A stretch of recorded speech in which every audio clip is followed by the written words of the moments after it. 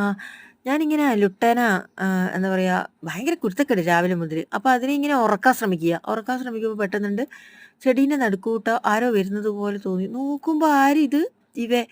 ഞാൻ വേഗം അകത്തേക്ക് പോയി ലുട്ടേനെ പിടിച്ച് അകത്തിട്ട്. ഇപ്പൊ ലുട്ട എന്നിട്ട് ക്യാമറ എടുത്തിട്ട് ഓടി വന്ന്. അപ്പോഴേക്കും ലുട്ട ഇപ്പുറത്തെ വാതിൽ ഓർന്നിനി അടുക്കളേന്റെ അതിലോട്ട് ഓടി വന്നിനി. എന്നിട്ട് അവിടുന്ന് മണ്ണെല്ലാം മാന്തി കളിക്കുന്നുണ്ടായിരുന്നു. അപ്പോഴേക്കും നമ്മളെ ഇതില്ലേ എന്നാ മതിലും പാല് കെട്ടിയ മതിലായിരുന്നു. അത് മഴക്കാലമായിട്ടാണ്. അതിന്റെ മോളിൽ ഇത് തുള്ളിക്കേറി. ഞാൻ ആയിഷ ആയിഷ എന്ന് വിളിച്ചു. ഇതാ കാണുന്ന നേരെയുള്ള ആയിഷന്റെ വീടാ.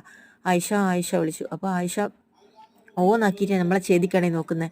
അപ്പൊ ഞാൻ പറഞ്ഞു ആയിഷ ചേദിക്കല്ല ഞാനുള്ളേ, ഞാനിത് എവിടെയുള്ളേ നോക്കൂ മതിൽ. ആയിഷ നല്ല ഭംഗിയുണ്ടല്ലോ ഇത്. എന്താ പറയാ ഇതിന്റെ വാലൊക്കെ ഇതില്ലേ വാലെല്ലാം കണ്ട്. വാലല്ലല്ലോ അത് തൂവല്.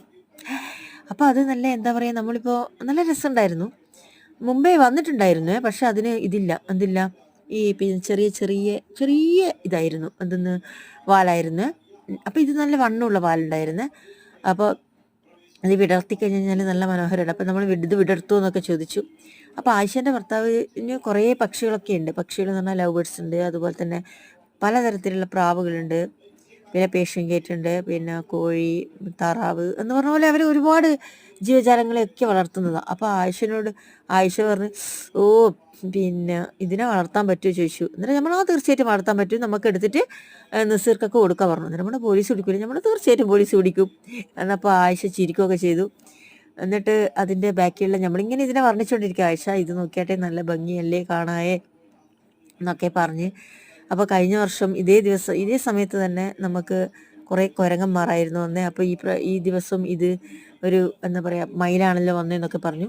ഇതിപ്പോൾ ഞാൻ ഈ മയിലിൻ്റെ ബാക്കിൽ തൂവലിൻ്റെ ആ ഒരു ഇതിൽ നല്ല ഭംഗിയില്ലേ ബാക്കിൽ, അപ്പോൾ അതൊന്ന് എടുക്കാമെന്ന് വെച്ചിട്ട് ഞാനിങ്ങനെ ഇപ്പുറത്തോട്ട് വന്നതാണ്. നോക്കുമ്പോൾ അതങ്ങ് തുള്ളി.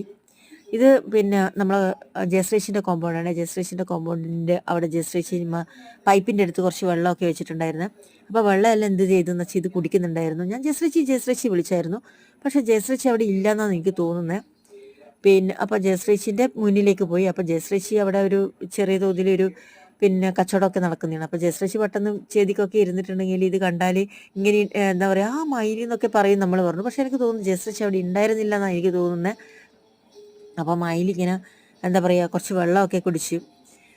എന്നിട്ട് മുമ്പേ ഇത് നമ്മളെ ഭാഗത്ത് എവിടെ ഉണ്ടായിട്ടുണ്ടെന്ന് തോന്നുന്നു. നമ്മളെ മുമ്പ് നിന്നൊക്കെ ഇങ്ങനെ മയിൽ എന്ന് പറയുന്നിട്ടുണ്ടായിരുന്നു. പക്ഷെ അപ്പോൾ സമയത്ത് ഞാൻ എൻ്റെ ക്യാമറ എടുത്ത് പോകുമ്പോൾ മയിലിനെയൊന്നും കാണാൻ പറ്റിയിട്ടില്ല.